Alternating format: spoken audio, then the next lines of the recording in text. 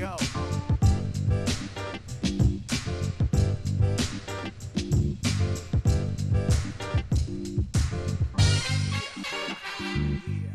Spider Tack. Spider Tack is the nothing personal word of the day. Day.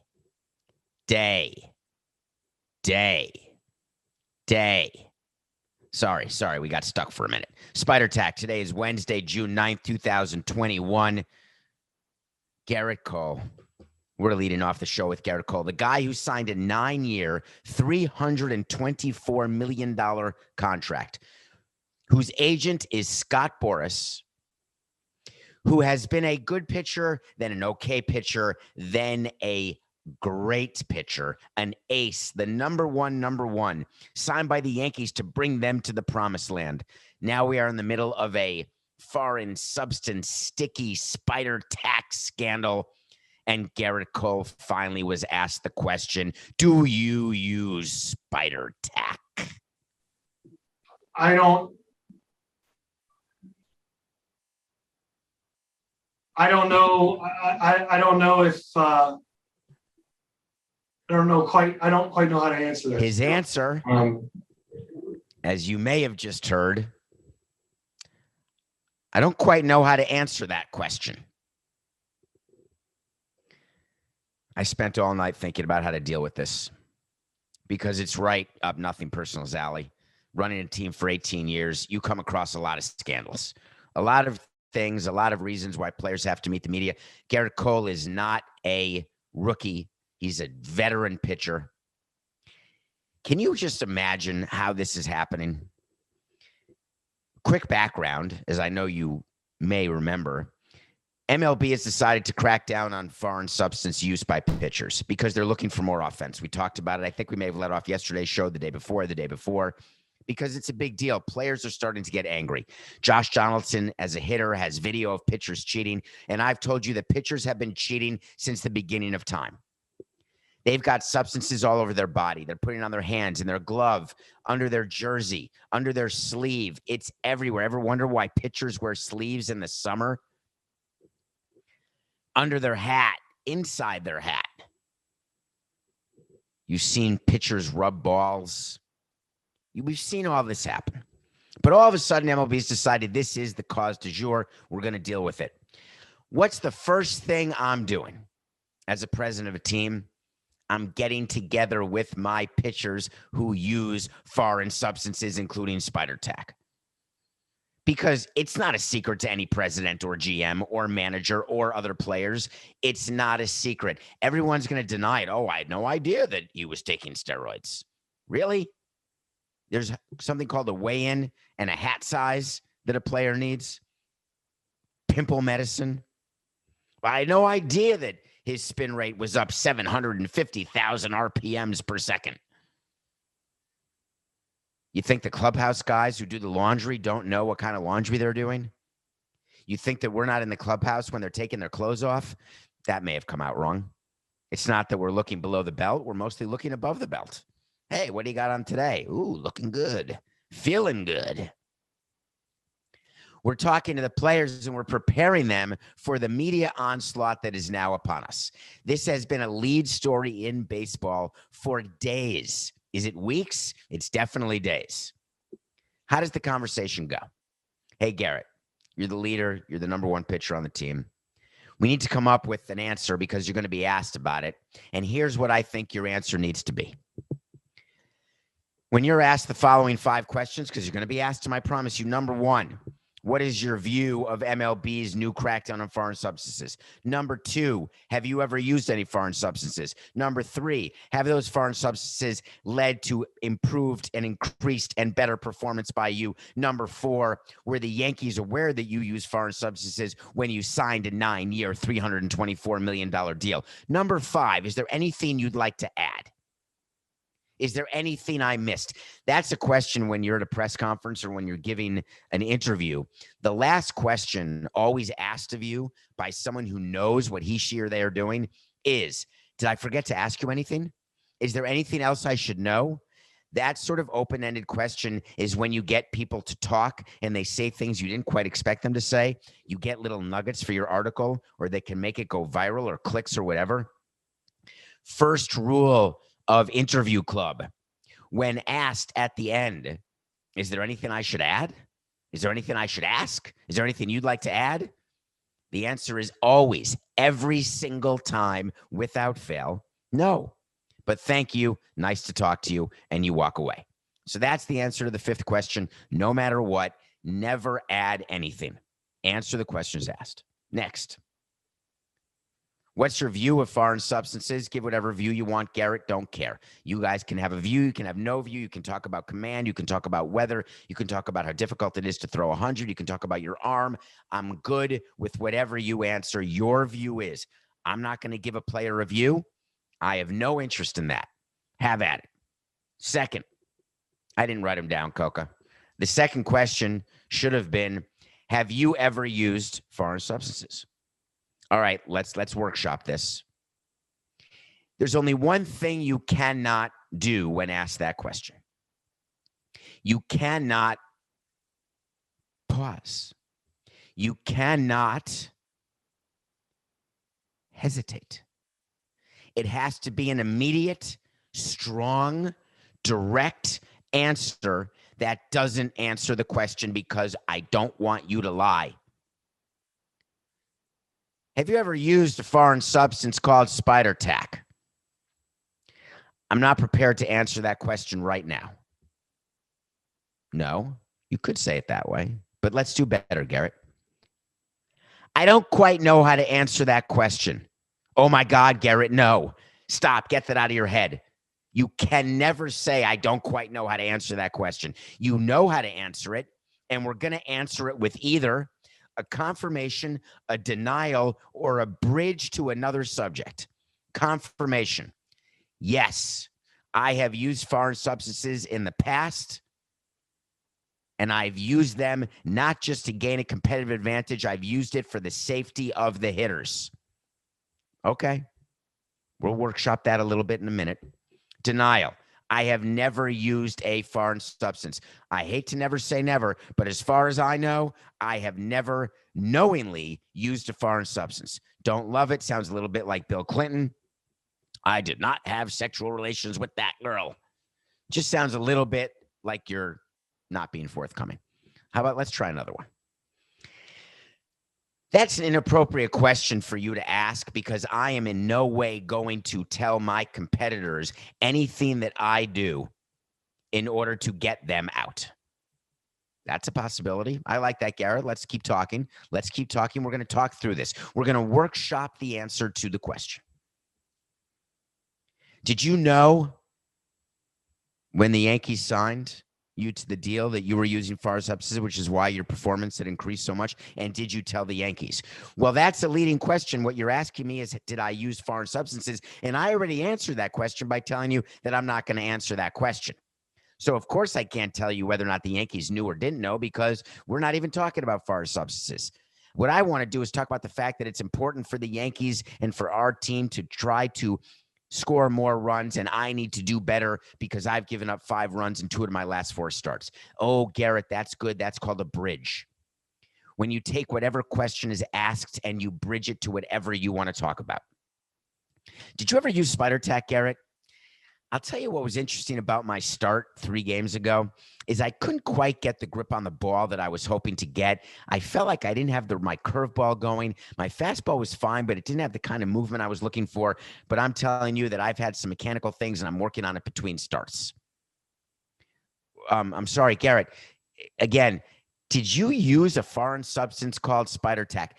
You know, I got to tell you, a team like the Yankees with the expectations that we have, it is so important, not just that our manager has our back because we know he does. And this is not about Brian Cashman. This is about the 26 guys in the clubhouse right now looking ourselves in the mirror and saying that we are going to do better. I'm sorry, one more time, Gerrit. What I'm trying to understand is, did you mislead the Yankees when you signed this contract? Was Scott Boras a part of this, by the way? Well, my relationship with Scott Boras has nothing to do with anything other than I've he's my agent. So he's the one who negotiated with the Yankees. I just told him I wanted to be a Yankee because that was my childhood dream. And I had a jersey from when I was a kid. And I just always wanted to play for the Yankees. What went on during negotiations, I leave that up to Boras. I'm sorry. One more question, Gerrit. If the other players knew that you were using spider tack, would you stop it if MLB starts enforcing that rule?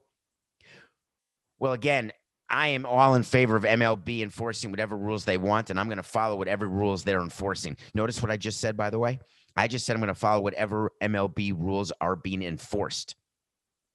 The whole point of the spider tack and sticky substance situation, it was sort of under the table like steroids. Everyone knew what was going on, but no one cared because we were all good with it. So Gerrit Cole gets to say, hey, what's good for the goose is good for the gander. I don't even know what that means. It means that if they're doing it, I'm doing it.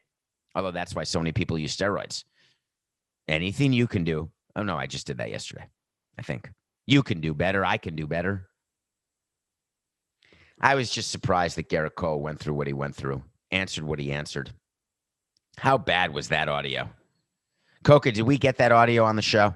Because I couldn't hear it. Part of the Zoom issue. Just want to make sure we got it. Okay, we did. How bad did he look answering that question with this hesitation?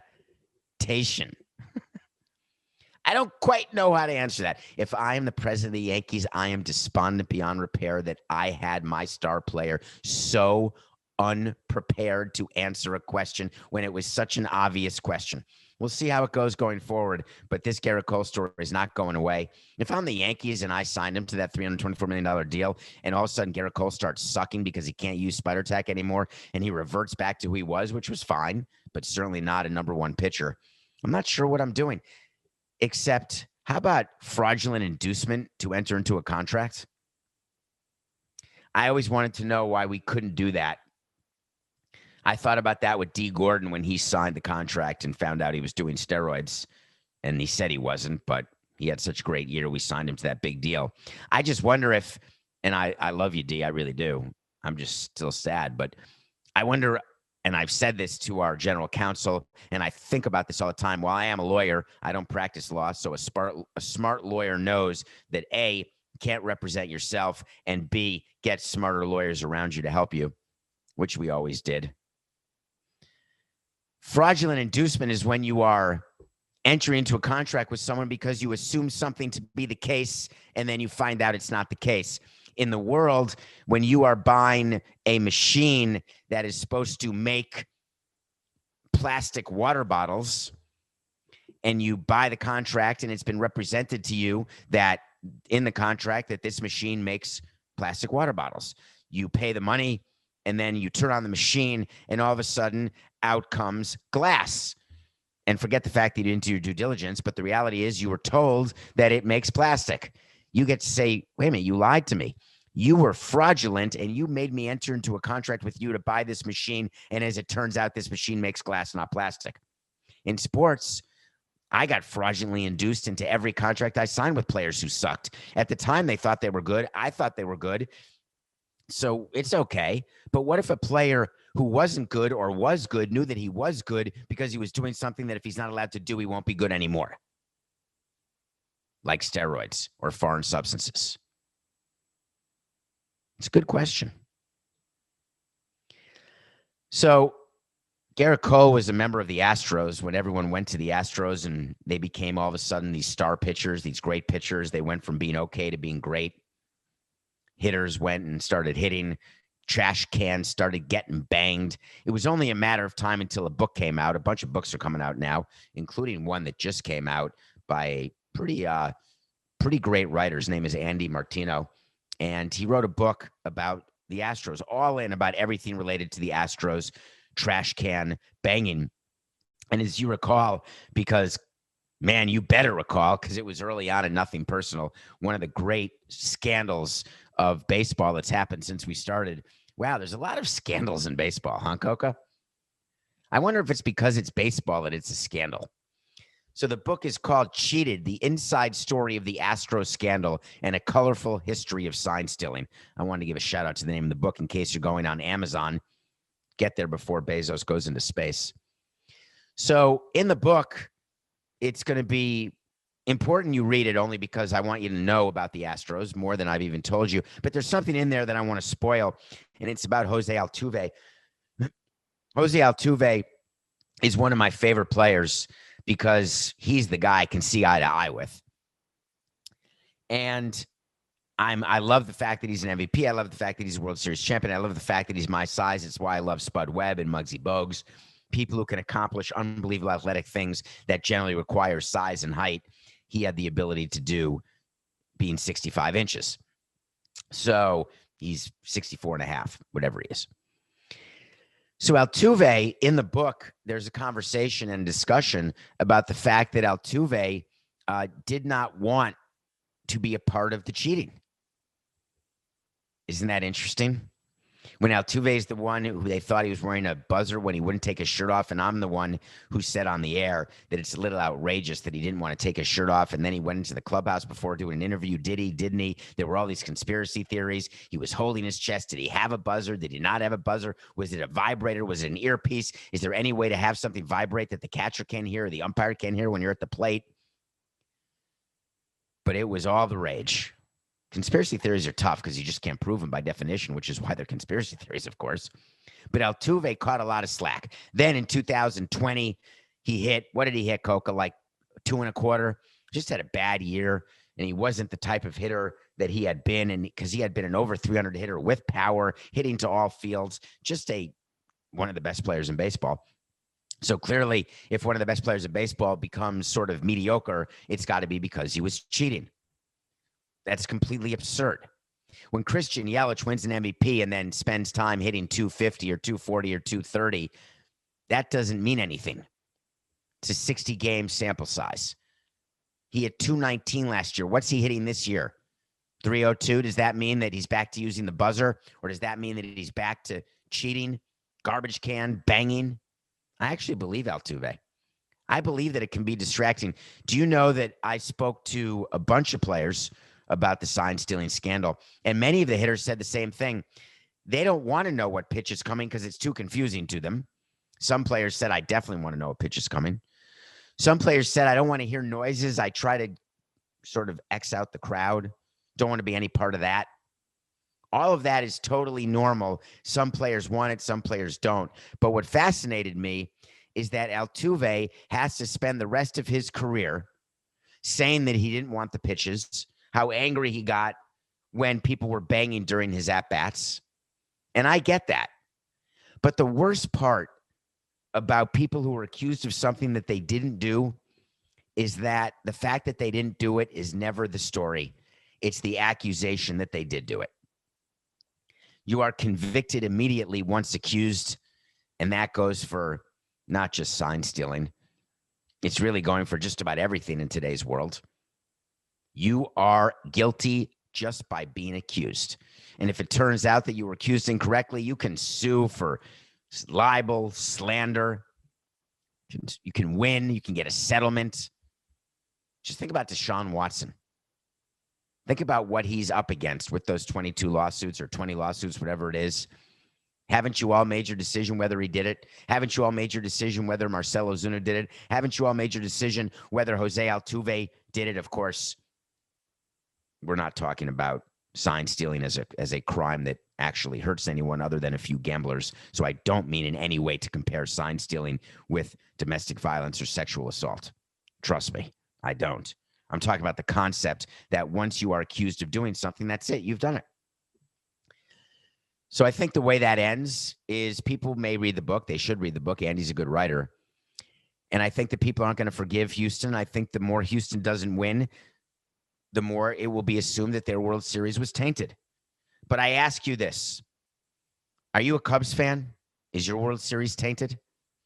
Are you a Nats fan? Is your World Series tainted?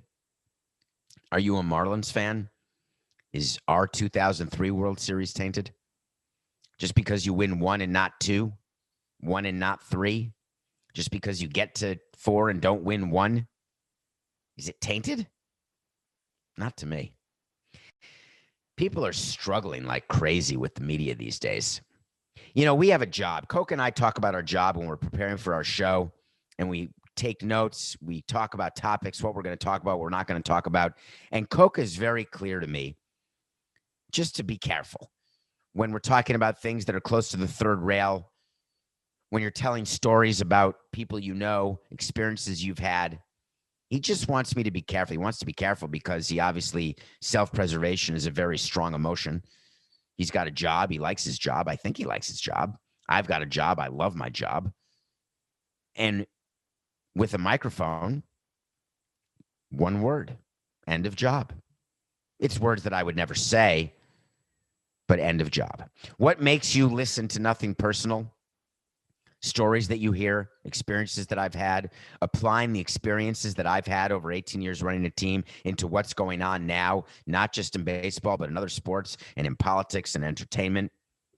I get the reason why Nothing Personal is working, and that's why it makes me work even harder. But the danger is that the stories I tell about players, about other executives, presidents, about myself, people often ask, does anyone ever call you angry? And my answer is I get plenty of calls. And the reason why they're not angry is there's no denying that what I'm telling you happened because I was there and it happened and it's true. So it's hard for someone to get angry with me for saying something that's true. But what you could get angry with me about if you are or were a friend, and I would argue that work friends may or may not be real friends, is that I have violated a confidence. I did that in confidence. And my answer 99 out of 100 times is no, you didn't. When you do something that's out there in public, you give a statement, you say something, we're having a conversation. Unless we are having a private conversation, a personal conversation, it's fair game. A personal conversation is why the show is called Nothing Personal. You know the story, I think, Coca. Did we ever tell the story of how it got named Nothing Personal? I actually don't know we've ever told that story. We could not come up with a name of the show. We had an idea of what we wanted to do. I was approached by CBS to get my own show, and we talked about what producer I would need, and I said, I need that guy over there, that guy, Matthew Coca. He's exactly the perfect compliment for me. He doesn't like me. I don't like him. He knows what I don't know. I know what he doesn't know. He is not afraid to tell me when I'm wrong. He is the perfect person to have in my ear 45 minutes a day. I had a list of names. I'd come up with like 20 names, like Samson Speaks was one of them. There were a bunch of them. I'm sitting at a desk at CBS Sports HQ one morning, and Coca walks by. We know we're developing the show. We don't have a start date. We don't know when rehearsals start. We don't know when it's going to get picked up by CBS. We don't know whether it's going to be a podcast or on HQ. We don't know anything. And Coca walks by, literally just walks by with the cubicle in which I was sitting, not really a cubicle, sort of a chair at the end of a long desk where the anchors and producers sat for CBS Sports HQ. And he says, I've got it. And he puts it as a piece of paper, Nothing Personal. That's how it happened. He thought of it like at night, and he remembered it the next morning. It's just business. It's nothing personal. Nothing personal with David Samson. That's how it started. So anytime I have a conversation with a player, or anytime I'm speaking to an owner or a commissioner or anyone, and there's a personal conversation going on because there's a pseudo-personal relationship about your family, about your kids, about your love life, about anything like that, I'm not getting into that ever on this show. I'm not interested in the gossip. I'm not interested in any of that. But if you do something that impacts your performance, if you do something that is of interest to fans and listeners who want to know what goes on behind the scenes so we can find a way to lower that curtain, to get rid of that curtain, it's fair game. I'm going to talk about it. People have asked me whether a friend of mine, Ricky Nolasco, is pissed that I told the 3 a.m. pizza story. The answer is no, because he was there at 3 a.m. the night before a start. Kevin Durant does not seem to subscribe to this view. Kevin Durant, whose Nets team is up 2-0 over the Milwaukee Bucks and Giannis, has gotten into some Twitter spats and Instagram spats with people like Michael Rappaport, who you may know who that is, you may not.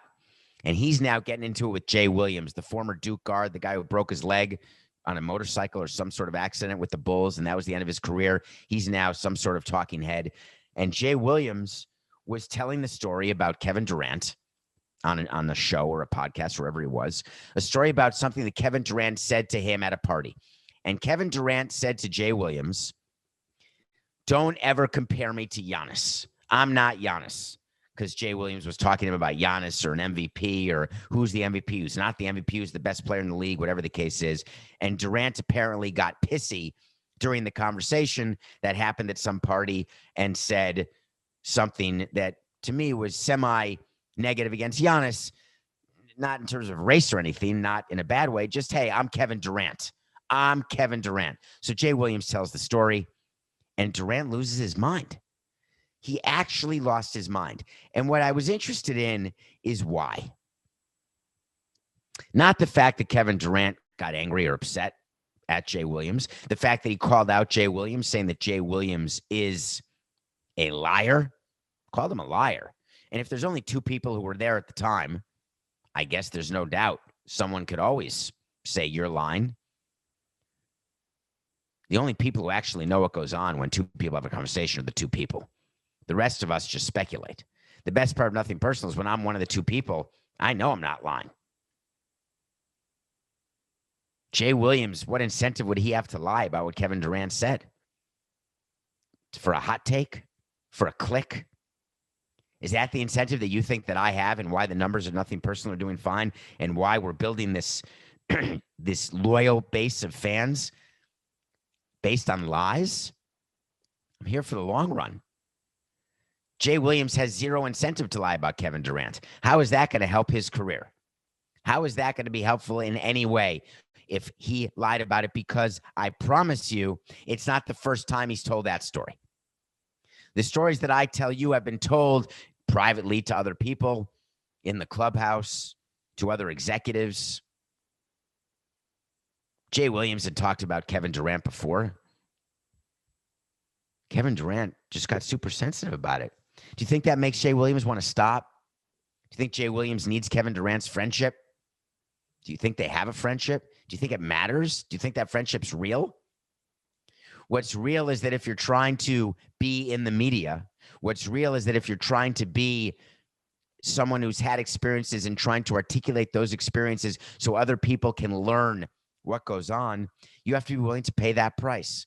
Pay the price that every once in a while there'll be someone who you thought you were close to, everyone who you thought you were work friends with is going to stop talking to you, is going to stop being around you. What happens if everyone does that? I guess then you just become a talking head with no real world experience. No, you don't. That's the joke of it, folks. When you've had 18 years in baseball, or when you've had a career at Duke or with the Bulls, when you've been on the inside, they can't take it away from you. What you've got in your mind, the experiences that you've had are your experiences, and that is what listeners and viewers and people want to hear. I'm happy for Jay Williams. I think Kevin Durant is a little baby, I must tell you. Okay. I got to move on right now. I'll tell you why. Because there's a story I want to get to that is pretty interesting to me. But when we come back, we're going to review a new movie that I just watched. I think I spent a bunch of money on it. I cannot wait to review it. It stars Eric Bana. And then we are going to get into what goes on and what could be going on in college. We will be right back. Welcome back to Nothing Personal. My name is David Samson. Thanks for being here. Thanks for downloading, following, rating, reviewing, subscribing, telling your friends. I get to watch a movie every day. You know that. I've been watching a lot of new movies. Can't wait for tomorrow's review, but today's is The Dry. The Dry is an Australian movie starring Eric Bana. I just watched a TV series with him that I haven't reviewed yet called Dirty Portageon. And Eric Bana, I guess this was filmed during the pandemic, is in a movie called The Dry that is about a killing that takes place when Eric Bana was a child and a killing that takes place when Eric Bana is an adult. As an adult, He had moved from the small town where he was a child in Australia to the big city in Australia, maybe Melbourne. He was a federal agent now, like their equivalent of the FBI. And he goes back home for the death of a friend. And what follows is a 2-hour movie where I needed to put the English subtitles on. I want to give you that in advance so you're aware of it. The English subtitles are used when the Australian accents are super thick and I can't really get used to it fast enough, and I don't want to miss anything because it's the type of movie where you don't want to miss anything. So I just go down to subtitles, go English. So I'm listening to it in English, but I'm reading it in English as well. Eric Bana plays a character where you are trying to understand through flashbacks what formed him as an adult. I love movies like that, where you get an insight into the character, where you're not told that the character is a troubled person. You're not told anything. You are shown through experiences what formed that person, what made him who he is. And then it is sort of a mystery. Who killed who? Why was it done? And how are they related? And I really do like movies like that. The reason it's called The Dry is twofold. I think it's a double entendre. The single and first entendre is that in Australia during the time of this movie, there is an extreme drought. And that ends up becoming an important part of the whodunit and how are they related. The second entendre, thereby making it a double entendre, is that the dryness that is felt when relationships go stale. The way to keep something alive is with water. Water is the force and the cause of all life. Do we agree on that? I'm not a scientist. I may be wrong. Don't at me. Don't correct me, although you could correct me. I think water is what's needed for everything to live. Let's just assume I'm right. When there is no water, there can be no life. The relationships in the dry are between people where there has been absolutely no sprinkling of any drops for decades. And what happens when you immediately shower with a huge deluge of water on an extremely dry, raw countertop or skin covering? It not just provides relief, but it comes with a tiny bit of pain. The Dry. Check it out. It's well worth it. Nothing personal. Pick of the day. We were off yesterday because we're losing. We had lost so many in a row. But I did something that I wanted to point out. Not placing any bets. Not telling you what the pick of the day was. But in my mind, I thought the Hawks would take a 2-0 lead against the 76ers. And I also thought that the Clippers would take advantage of the fact that they, coming off of Game 7, my view is in basketball, you don't have a letdown. My thought was they would come in and perform. I don't know what the line was. The Jazz won by 3. I don't know that the Clippers covered in a lost position. If Utah was favored by 4, which seems to be the favorite number that teams are favored by at home these days, then they didn't cover, and I would have been right about the Clippers. The Sixers crushed the Hawks, even though it was a close game for a bit. Not in the first and fourth quarter, but sort of in between. But I didn't do it. I wanted to see what would have happened. We're 77-58, and I thought to myself, am I now out of the penalty box? Am I ready to come back? And my answer is an unequivocal no. We're taking another day, folks. Many of you reached out about what I said about sports betting yesterday and how sometimes you got to take a day. And how many of you who do bets online at William Hill, wherever you're doing at DraftKings, FanDuel, you don't take a day? Sometimes you just need a day off. And after that day off, you need a second. I'm taking another day. We're 77-58. I will be watching the NBA tonight, though. I promise you that.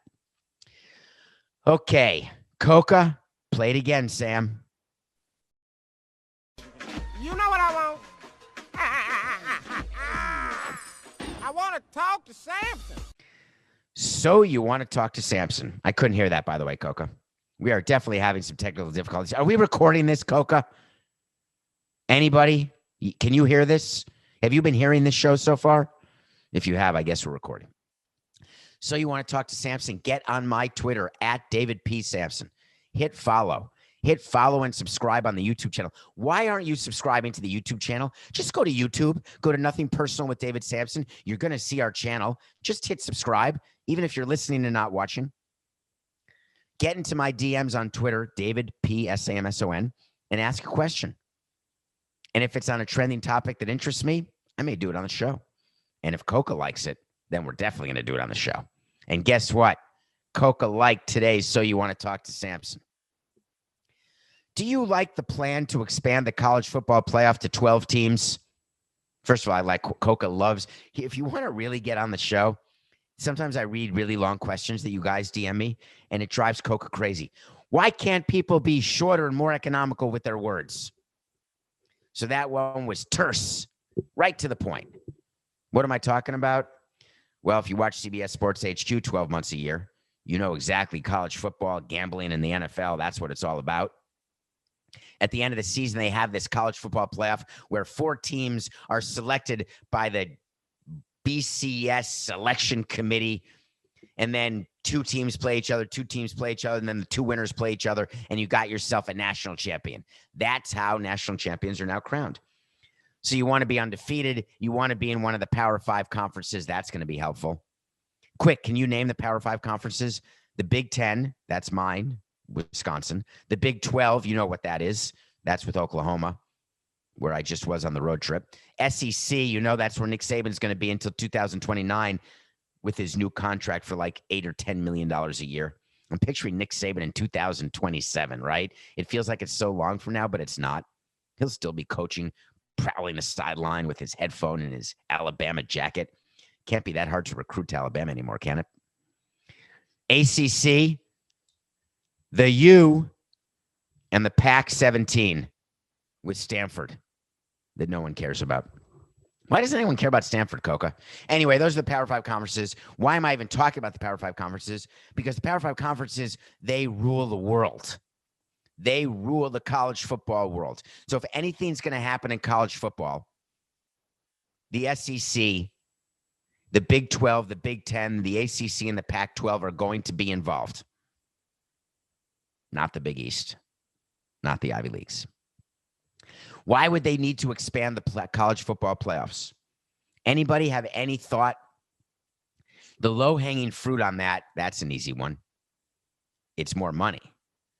The broadcast partners, the TV networks can't get enough of these bowl games. Have you watched the Chick-fil-A Bowl or the Callahan Auto Part Bowl in Ohio? That's actually a good one that happens every year. Do you know that one, Coca? I can't remember who was in that, but I think it was the Little Giants against the Angels in the outfield, but it was a definitely good game, and it was played like on December 17th. You know how bowls are? If you're not playing New Year's Day or after New Year's Day, then you're sort of a crappy bowl. If you go to like the Outback Steakhouse sponsored by Ruth's Chris Bowl, December 17th at Marlins Park, not such a good one. So here's how this works. All the money lost from the pandemic, the fact that there is an increased demand for live sports, you put that together with the budget requirements of the teams, the fact that the selection process has been scrutinized and criticized so badly over the years, and you do what every league is thinking about and wanting to do, you are expanding your playoffs. The college football playoff system, don't kid yourself. And this gets into name, image, likeness. This gets into whether college football players should be unionized and are they employees. The college football playoffs is a regular playoffs, a professional playoff round with professional size money going to the schools and the NCAA. There is nothing amateur about the playoff system. So, of course, they're going to try to expand it. But how do you decide when you're sitting down on the competition committee in baseball, when we're sitting around talking about baseball's expanded playoffs, we go through all the different iterations. What are the different pros and cons of expanded playoffs? Do you expand it from 4 to 8, from 4 to 12, from 4 to 6? Baseball, is it 10 to 12, 10 to 14, 10 to 16, 10 to 13? Who gets buys, who doesn't? How do you get rewarded? In the 4 major professional sports, it's semi-easy, right? Because it's done by division and it's done by seeding and by ranking. College football is a little different, right? You could have several undefeated teams. You have to look at strength of schedule. You have to look at not just who's playing who, but who lost to who, when they lost, what were the circumstances of the loss, all of these things. And it's done by human beings. That's been my problem with the college football playoff governance, is that it's just a bunch of university presidents, right? The president or a chancellor or a conference commissioner, whatever. It's just a bunch of people.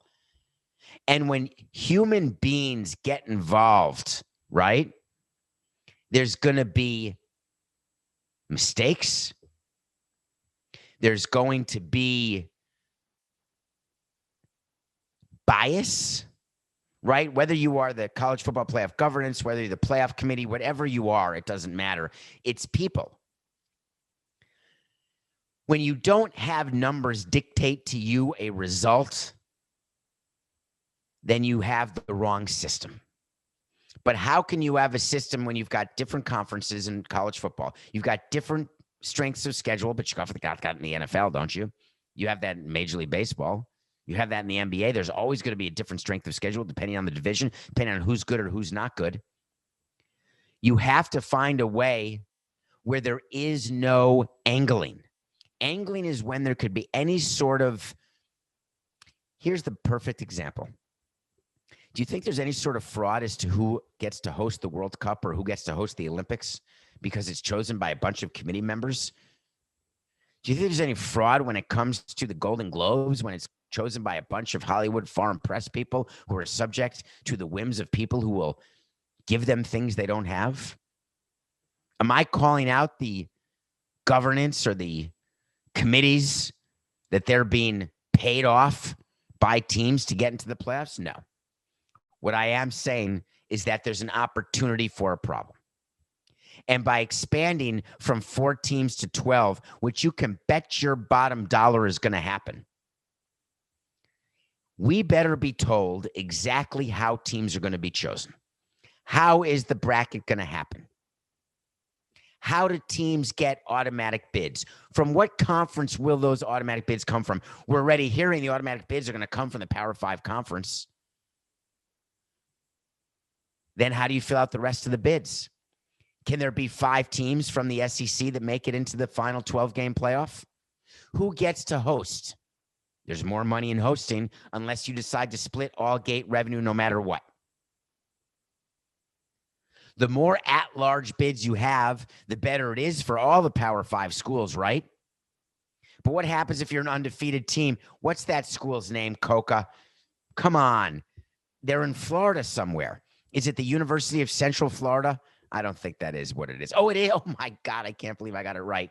Where they were undefeated and they call themselves the champions, but they weren't the champions because they're not in the right division. They're not in the right conference. Whatever the case may be, that has to stop. It's like a team like the Indians or the Tampa Bay Rays making it all the way to the playoffs, and people say, no, you guys are the Tampa Bay Rays or the Miami Marlins. You don't deserve to be there amongst the behemoths like the Yankees and the Red Sox and the Cubs and the Dodgers. That's a bunch of horse hockey. Why can't any team who's undefeated get a bid and be inside a playoff? Let them lose 75-3 in the first round against a Power 5 school. I want consistency. If I'm on that committee, that's all I'm asking. That's all I'm demanding for. If I'm the president of one of the schools in the Power 5, though, I want to make sure the rules are rigged, that when the college football playoff system gets expanded, it is rigged to my benefit. That's what big market, large revenue, huge behemoths who have power, that's what they do. Everything they do, every new rule that passes is done for the sole reason of benefiting them, not the sport in which they play, them. So wait to see is when I tell you something's going to happen. Someone asked me, Coca, yesterday to get a count of the wait to sees. I've never done it. the number of wait to sees we've had and how many are still pending and how many have been yeses and how many have been nos, because we always revisit the wait to sees. The wait to see today is a pretty easy one. With all the money that is at stake, with all of the power that is at stake, with the need to recover from the COVID losses as quickly as possible, the college football playoff will expand from 4 teams, not in the future, this coming season. The bonus of that is that it's going to go all the way to 12. 4 to 12 is the way to see for the college football playoff. Why is that? It's just business. Are you going to be there, UCF? Nope. It's nothing personal.